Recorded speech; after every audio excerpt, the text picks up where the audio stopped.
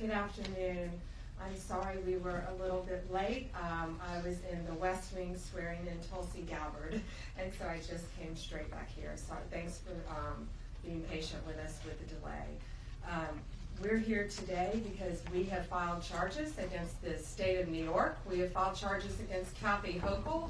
We have filed charges against Letitia James and Mark Schroeder, who is with DMV.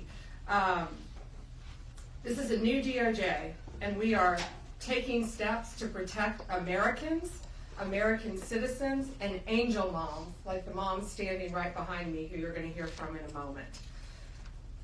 New York has chosen to prioritize illegal aliens over American citizens. It stops today. As you know, we sued Illinois, and New York didn't listen. So now you're next. Millions of illegal aliens with violent records have flooded into our communities, bringing violence and deadly drugs with them. With me today, I'm so proud to be joined by Tammy Nobles. Tammy is an angel mom.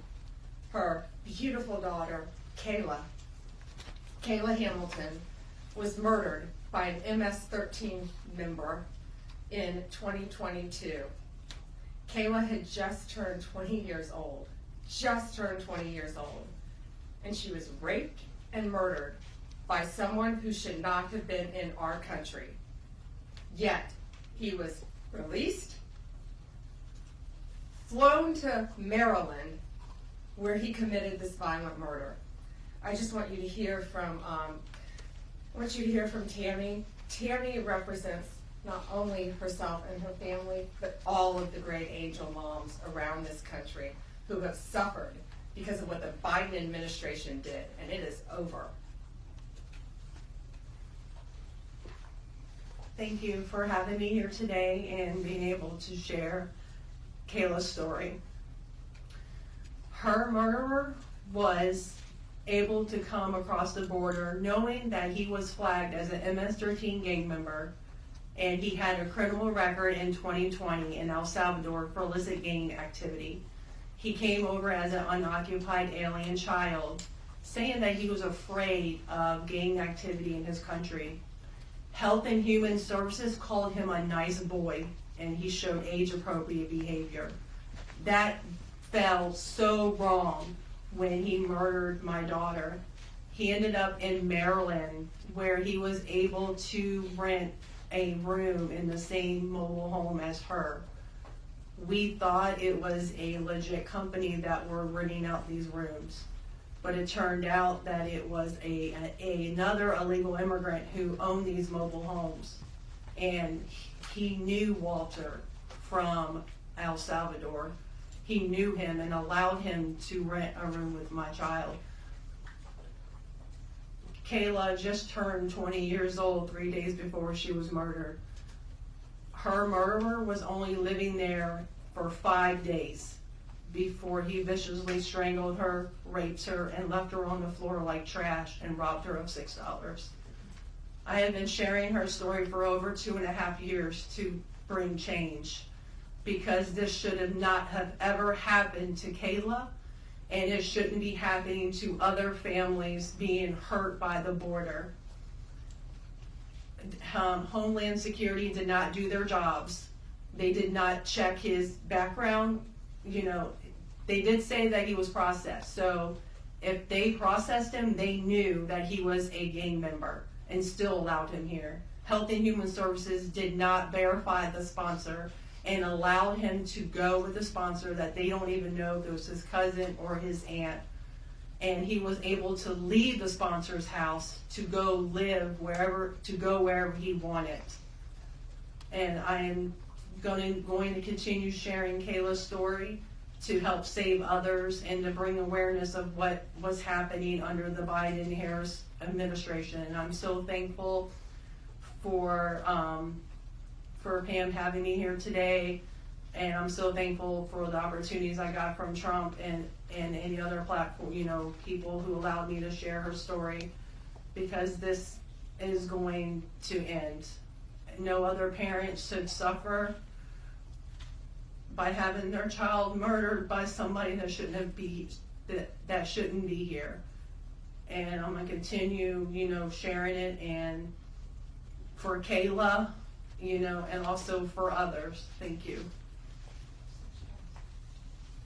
And it's my understanding that he also admitted to other murders, correct? Multiple murders. He wrote a letter, and it was intercepted in jail that he committed 4 murders and 2 rapes. And that's who we were letting walk into our country. And that's why President Trump has directed this to stop. And if you don't comply with federal law, we will hold you accountable. We did it to Illinois, strike 1. Strike 2 is New York. And if you are a state not complying with federal law, you're next, get ready. And the great men and women of law enforcement are standing behind me today. We have FBI, DEA, ATF agents. They put their lives on the line every single day to protect us. And what New York has, they have green light laws, meaning they're giving a green light to any illegal alien in New York where law enforcement officers cannot check their identity if they pull them over. Law enforcement officers do not have access to their background. And if these great men and women pull over someone and don't have access to their background, they have no idea who they're dealing with. And it puts their lives on the line every single day. Violent criminals, gang members, drug traffickers, human smugglers will no longer terrorize the American people. And that is why we are here today. You will be held accountable if you do not follow federal law. It's over, it ends, and we're coming after you. Questions? We have time for a few questions. David Spot, the Proxmotes. Madam Attorney General, thank you and welcome to the Justice Department. Thank you. I have a quick on-topic and a quick off-topic Sure. question. On-topic, in your executive order, or in your orders on the first day you were here, you talked about working with the Justice Department, or these sanctuary cities, as you say, will be Yes. punished. Today you're putting people on notice. Right now, we're just lawsuits. Is this gonna go further? What kind of punishment are we talking about? Is there any grounds to charge individuals, charge politicians? How far is this gonna go? Well, we're going to see what they do next, David. We have sued them all. We personally sued the governor, the Attorney General, Letitia James, and Mark Schroeder with DMV because he has the green light laws. So what they have to do, they have to start complying with federal law.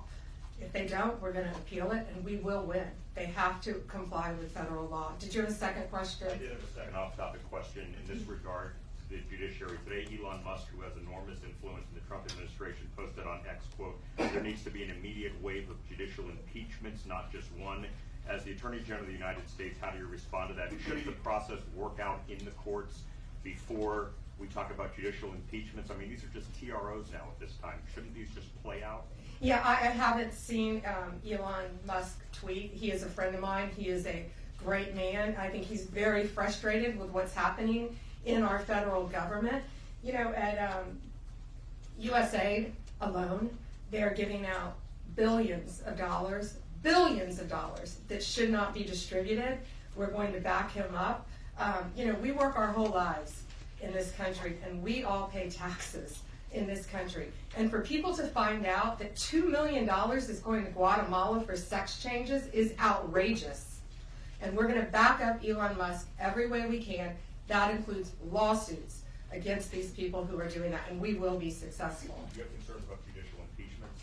That's not going to happen now. We're going to look at everything. We're going to follow the law right now. We're going to follow the process. These are federal judges with lifetime appointments, but they will be struck down ultimately by the Supreme Court of the United States if the appellate courts don't follow the law as well. Alana Richard, PAB. Hi. Hi. Thanks so Nice. much.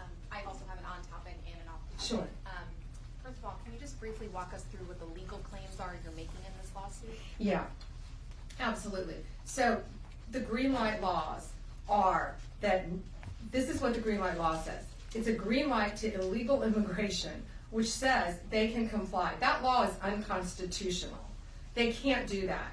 And what they've done is they have a tip-off provision that requires New York's DMV commissioner to promptly inform any illegal alien when a federal immigration agency has requested their information. So think about the men and women in law enforcement behind me. That's basically, that's not basic, it's tipping off an illegal alien, and it's unconstitutional. And that's why we filed this lawsuit, and that's why we charge Mark Schroeder too, because he runs DMV. Oh, I'm sorry, you had a second question. Yeah, my off-topic question. I wanted to ask about Mayor Eric Yes. Adams' case. As of at least a few moments ago, SDNY still has not dropped that case. Have you or other DOJ leadership spoken to the acting U.S. Attorney and SDNY since the memo was sent earlier this week? And what will you do if she refuses to drop the case? I have not spoken to her. I know our acting DAG, Emil Bove, has spoken to her, and Chad Mizell may have spoken to her, but that case should be dropped. It was done at the directive of Emil, so that case should be dropped. I did not know that it had not been dropped yet, but I will certainly look into that.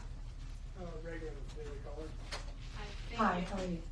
Tom Homan suggested this week that someone from within the FBI may be leaking information about the ICE raids, and that such could be putting officers' lives at risk.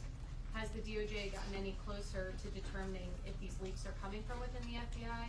And what will the consequences be if they can identify the leakers from the FBI? Excuse me. Well, first, I can't talk about anything that is ongoing, and that is ongoing. And it's really for the similar reasons of what I said earlier. The great men and women in law enforcement standing behind me today, they must be protected. If any time anyone leaks or tips off anything regarding a pending investigation, that jeopardizes lives. You're telling a bad guy what's about to happen. It could jeopardize the lives of all the men and women in law enforcement. We will not stand for it.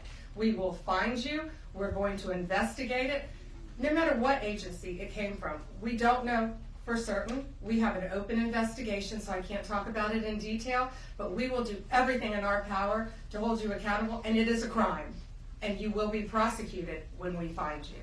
I got time for one more. Alana Austin, Newsmax. Hi, Madam Hi, Alana. Attorney General, thank you so much for your time.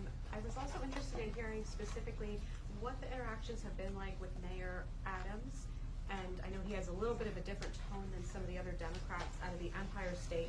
And then also Denver Mayor Mike Johnston, because before the President Trump went back into office, he had issued some words about a potential standoff and then walked that back. So I was curious to see what things have been like out of New York City and Denver officials.